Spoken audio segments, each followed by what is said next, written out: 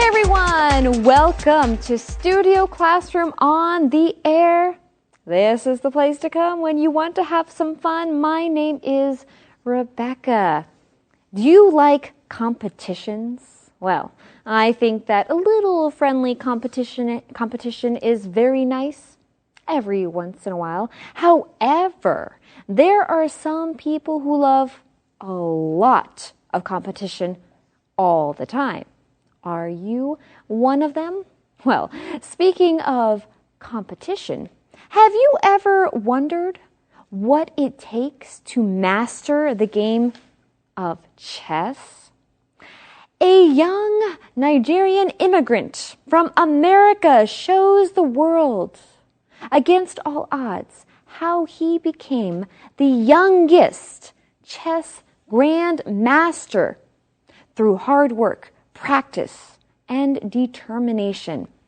Today's lesson is called Tanitaluwa Arumi, Chess Champion. And here are a few things that we're going to talk about today. Grandmaster and good fortune. Well, friends, open up your magazines to today's lesson, and it's time for us to learn how to become a chess grandmaster. Let's go. Tanitaluwa Adewumi, Chess Champion. Tani was diligent in studying chess, and his skill increased rapidly. He practiced every evening on his father's laptop and attended 3-hour practices every Saturday. In March of 2019, Tani won the New York State Chess Championship, completing the whole competition without losing a match. He dreams of becoming the youngest chess grandmaster. A New York Times columnist wrote an article about Tani, and many readers wanted to help his family. Several people offered them housing, and lawyers offered to help with their immigration hearings for free. Well, Gabe, I'm really enjoying our chess game over here. Yes. And it looks like you need to... It looks like I need to improve if I'm ever going to work my way to success like the star of our lesson has. Well, yes, I think that we can always improve or practice more, especially when it comes to chess, which neither of us have played for a while. Anyway, let's get right into our lesson. We are talking about Tani, and we read, Tani was diligent in studying chess, and his skill increased rapidly. That means very quickly. He practiced every evening on his father's laptop and attended 3-hour practices every Saturday. Very diligent student. That's right, and that is a key word for that paragraph, or this section anyway, the idea of diligence, that is working hard to do your best at something, especially something that you enjoy and you want to improve in. I love playing the drums. I need to be a diligent drum player, or I need to be diligent at practicing the drums. Exactly. Well, we continue on. In March of 2019, that was just a few months ago, right? Tani won the New York State Chess Championship, completing the whole competition without losing a match. Now, if someone completed the entire competition, or they won the competition without losing a match, we could say that they were undefeated. Exactly. And that word, of course, does not appear in our lesson, but you see the word defeat in the word undefeated. If you defeat somebody, that means you beat them. If someone is undefeated, what does that mean? Well, if you're undefeated, that just means that you won every game. Mm-hmm. Amazing, right? Nobody beat you. You won everything. This happened back in my high school. I think that our basketball team was undefeated for, I think it was 10 years straight. It might have just been 5 years, but I think it was 10 years straight of undefeated tournaments. So our team, our school won every single time. Have you been undefeated in something? Well, right now, at least when we're talking about the New York State Chess Championship, Tani was undefeated and he won. Well, he dreams of becoming the youngest chess grandmaster, and perhaps he will actually fulfill that dream. Oh man, that would be incredible. I mean, chess is just not an easy game to master. Sometimes they say it's a minute to learn and a lifetime to master, right? But of course, there are chess masters out there, and I really admire them for their skill and for their strategy and the way that they're able to think. There's a famous chess player called Bobby Fischer, and a movie was made about another chess player called Searching for Bobby Fischer. And I think it's a great movie with a lot of good life principles inside as well. You can check it out, friends, Searching for Bobby Fischer. And that is a movie I have seen, and I do agree it is very good. Well, we continue learning about Tani. A New York Times columnist wrote an article about Tani, and many readers wanted to help his family. Several people offered them housing, and lawyers offered to help with their immigration hearings for free. Now, we want to take a look at this word hearing because it's not actually referring to your ears when you hear something, but rather it's an official meeting that is held to collect the facts about an event or a problem. And often it happens in a courtroom or something like that. Someone might say, I have a hearing tomorrow. That means they need to appear in court and present their argument or their case. And lawyers do this for free. That's called pro bono work. Okay. Well, we have more to learn about Tani later, but right now it's time to learn something new in the Info Cloud. Welcome to Info Cloud. Chess is a game played around the world and has some common English expressions that it's produced. You're right about that. Two terms that come to mind are the words check and checkmate. Check is said near the end of a chess match. It indicates that the opponent's king is being attacked, and if nothing is done, they'll lose the game. In casual conversation, someone might say check to express that they have done something to bring them closer to success. But we more often hear someone use the term checkmate. A player says this at the very end of a match to say that their opponent has lost. We can also use this word in casual conversation to indicate that we have achieved victory. One other chess term used in daily life is the word pawn. The pawn is the least valuable piece in chess and is often sacrificed to protect more important pieces or advance the player's strategy. And because of this, we often describe someone being used by another person or entity as a pawn. Ben isn't the real person making decisions. He's just a pawn. The game of chess offers us a good way to sharpen our thinking skills as well as some phrases to make our English even more colorful. Hey everyone, welcome back to Studio Classroom where we are learning about Tani. Now we already learned that this young boy loves to play chess, but he doesn't just love chess, he is really good at it and he's very diligent.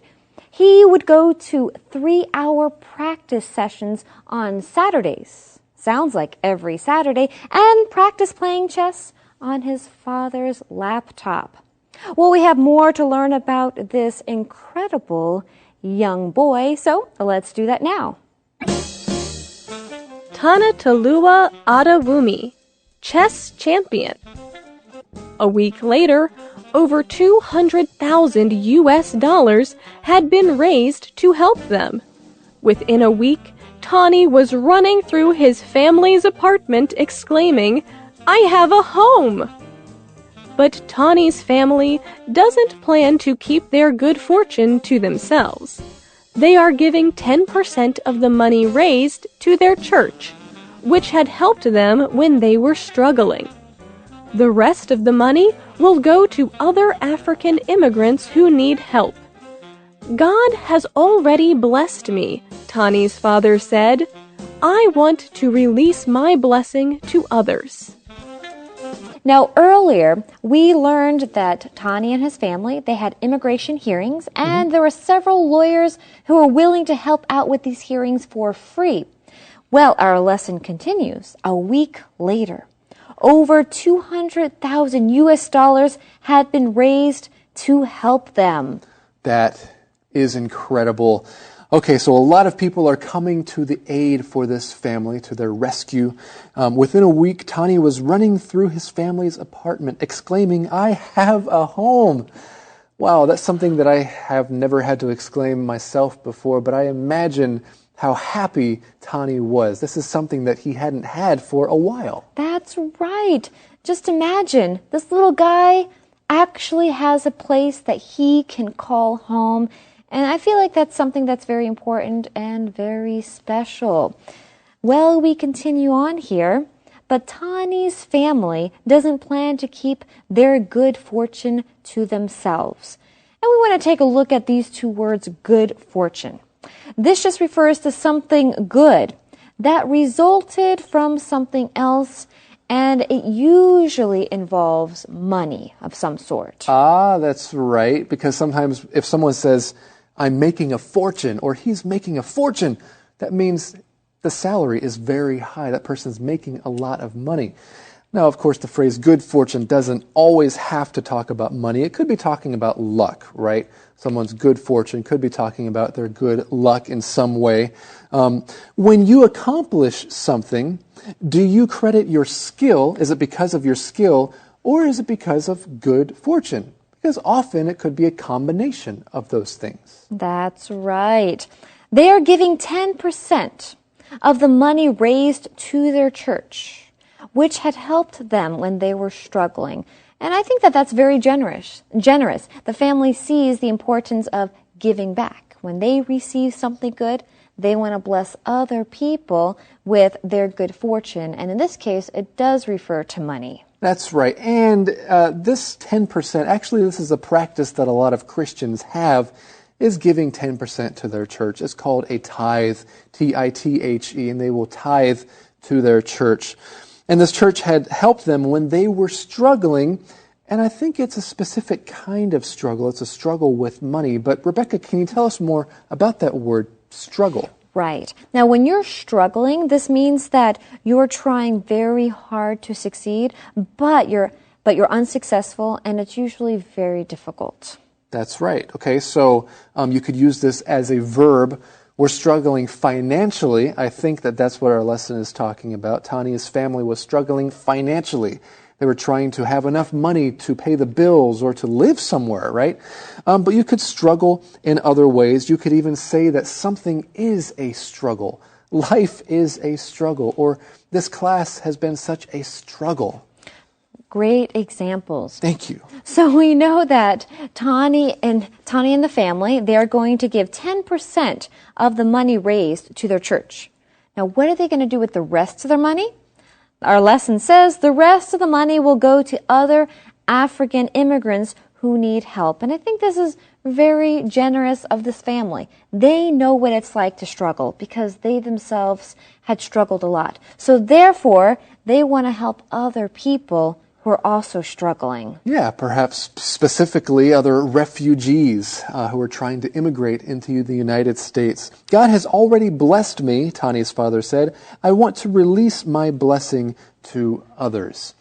And I know Michelle had just talked about that phrase, to count your blessings. It sounds like Tani is good at counting his blessings. He knows what God has done in his life, and so he wants to be an encouragement to other people.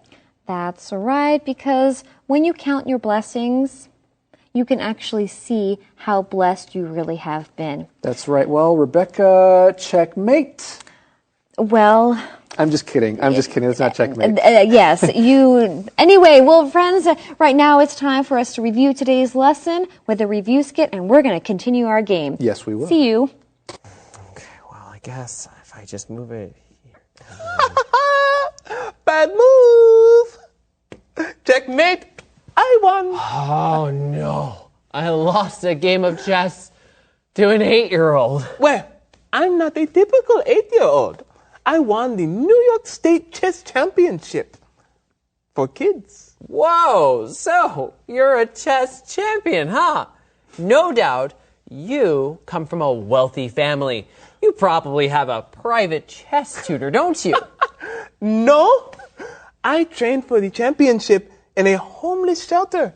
What? Seriously? Yes, my family moved to America as refugees, fleeing from terrorists. And you ended up in New York without a home? That's right. My teacher at school taught me how to play chess. And you liked it? Oh, of course!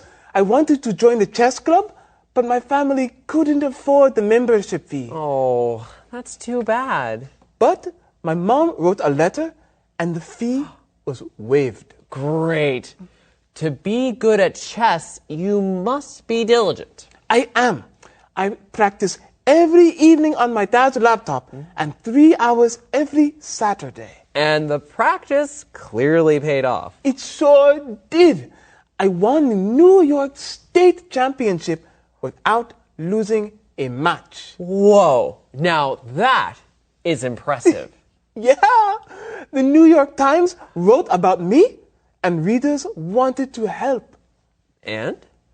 Within a week, my family had an apartment. I was so excited. I ran around the house shouting, I have a home, I have a home. Wow, what a great story. Yes, God has blessed our family, and we plan to help others. You are an amazing young man. Thanks. Someday, I want to become the youngest chess grandmaster. That's my dream. Well, Grandmaster, let's play another game of chess. Okay, I love winning. What a beautiful and heartwarming story. I was actually very inspired and encouraged by Tani's story. How him and his family went from living in a homeless shelter, of course fleeing from Nigeria in 2017 to living in this homeless shelter, to people surrounding them and supporting them, raising money so that they could live in a home. But you know what's even more beautiful is how this family decided to take this money and share it with other people because they believe it's more blessed to give than receive. Well, friends, thanks for joining us today, and we look forward to seeing you next time right here on Studio Classroom.